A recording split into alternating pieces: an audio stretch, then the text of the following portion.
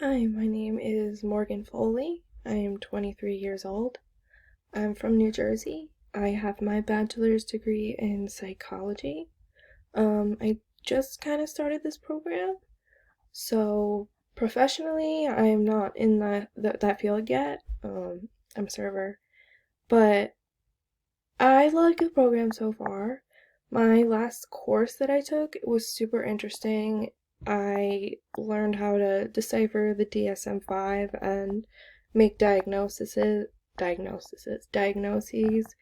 and that kind of got me excited. So this class is definitely a little bit different from that.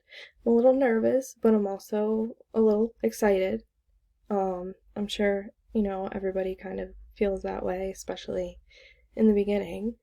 But what am I looking forward to?